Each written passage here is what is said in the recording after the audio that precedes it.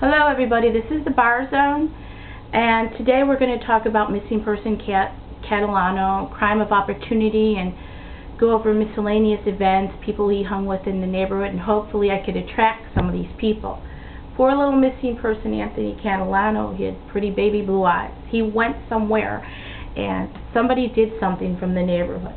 First I want to talk about 3 Olive, where I did meet him at. In 2007, 2008, he hung there all the way until the time he was missing.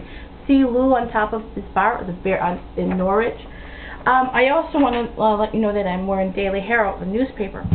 But even though it's the suburbs, he might have lived, is kind of located across the street. It's still the local area. These people were from Rosemont. They were from Noridge. Marco is from Des Plaines that hung at 3 Olive, okay? Here's Desi, our favorite bartender from 3 Olive. I'm hoping to attract her to get some information. We have Lou. We have Diane, the mistress of Frank, the owner of Piazza Cafe. There's plenty of mistresses that were there at 3 Olive. We have Luigi. We have auxiliary cop Rich. There's somebody somewhere. There's George. There's a lot of people that could help us find out what happened. Was there a fight out there? This guy by the name of Steve, I want you to make note of him. He hung there. He hung at 3 Olive with these guys. And he did odd work for Frank. He did odd work for Andrea Russo. In fact, I received a very bad phone call, a phone threat, in summer of early 2008. I want to say it was about February, April, between that time. And this person, Steve, he's huge. He does odd works for the mob, namely Russo.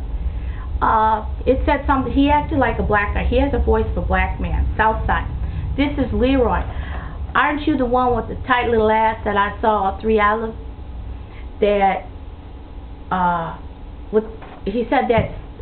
Would you like to meet me at Phoenix Restaurant that shares the parking lot with 3 Olive? This guy's dangerous. Later on, he was sorry because he realized he didn't know me. That's not the point. He does odd jobs for the mob. And he might have been, maybe Tony owed money to somebody. This guy is used, okay? He hung around with the people. So if anybody from all the waitresses, bartender knew anything about any of this, I'm asking those people to come forward, okay? Now I want to go over Andrea, okay. You notice that he broke my Webster's dictionary. What is the definition of grenade? Well, first of all, it's a greaseball. He does air fucking in the air. He goes up to the waitresses, like at Nick's, and grabs their boobs, puts his hands at their boobs, okay. Sits there, I mean, the definition here is called grenade. Okay, this guy was grenade, but he was dangerous. He was dangerous with a gun. He's dangerous because he's connected to the food industry and DeFonso. He once told me that he and his wife together had $3 million. They were worth $3 million. It's probably DeFonso's money, since I saw DeFonso at Butera in Des Plaines in 2009, late fall. But before that, I had tried to send, I want to say the last week in August, right around the time when I saw Nick Retta. It was really strange. 3 things happened, and I got in contact with Michelle, okay, who is helping the Catalano family.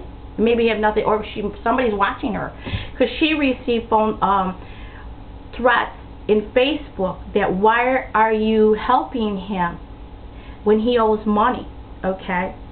So, and she sent that to the police department. I sent a letter to him with a missing person's flyer, okay, saying that something's wrong, you know, do you know about Tony? Well, when I worked at Butera, I was working for a window company in there in Noridge.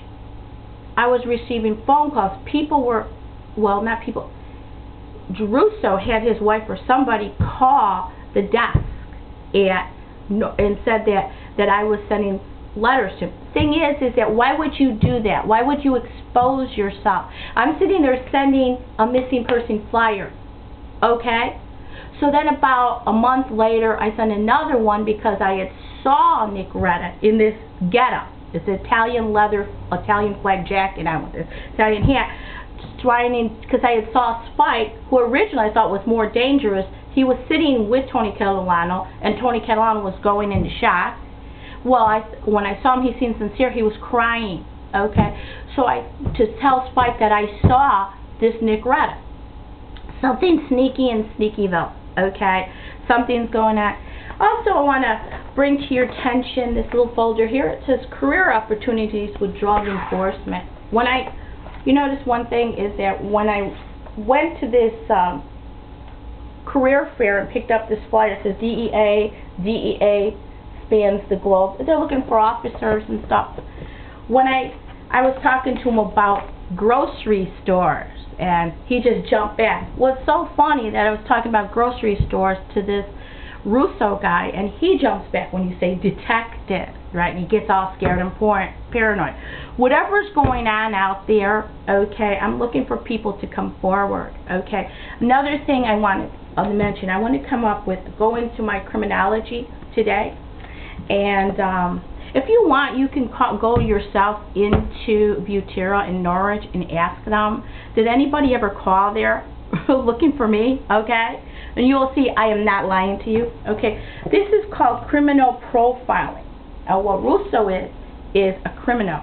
It says, during World War II, the War Department recruited psychologists and psychiatrists in the attempt to predict the future moves. Okay, did you ever watch Criminal Minds? Okay, it says, today, criminal psychology profiling is used to assist police investigators seeking to better understand individuals wanted for serious offenses. Criminal psychological profiling, also criminal profiling. The behavioral profiling. Well, what about the behavioral profile of the people surrounding missing person Anthony Catalano in the years that he was missing? Maybe they were doing what he was doing. Maybe there's answers out there. Okay, don't defend those criminals, because then you are subject to be a criminal, okay?